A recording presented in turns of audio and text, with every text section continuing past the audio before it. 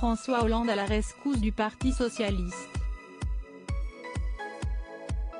Lors d'un entretien avec la candidate Anne Hidalgo en date de ce jeudi 10 mars, l'ancien chef de l'État a décidé qu'il se rendra au prochain meeting de la maire de Paris, qui se déroulera à Limoges le 22 mars prochain.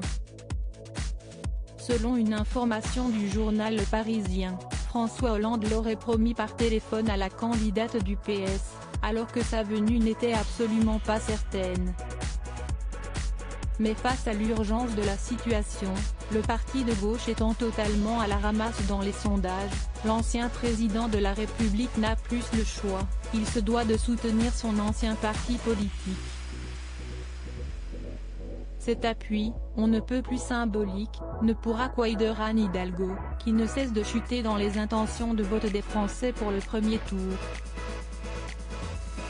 Et ce n'est pas faute de le dire, la candidate du Parti socialiste n'est créditée que d'à peine 1,5% d'intention de vote, ce qui la place derrière tous les autres candidats situés à gauche de l'échiquier politique, le communiste Fabien Roussel, 4,5%, l'écologiste Yannick Jadot, 5,5%, et surtout l'insoumis Jean-Luc Mélenchon, 12%.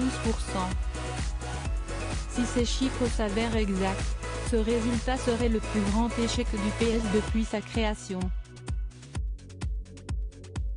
François Hollande doit rebooster la campagne d'Anne Hidalgo, mais la présence de François Hollande ne peut que rebooster la campagne de l'actuelle maire de Paris, qui est en train de se faire pointer du doigt et lâcher par certains élus en interne. La principale raison à cela ? Il faut à tout prix que la barre des 5% de vote soit atteinte pour le PS, ce qui représente le seuil pour le remboursement de sa campagne par l'État. Dans le cas contraire, un naufrage financier du premier parti de gauche, n'est pas à exclure. Déjà aux côtés d'Anne Hidalgo en novembre dernier lors d'un déplacement d'Hidalgo en Corrèze, François Hollande va donc faire tout ce qui est en son pouvoir pour donner un regain d'élan à son parti politique, dont certaines personnalités ont décidé de rejoindre les rangs d'Emmanuel Macron pour éviter d'être cités dans ce naufrage.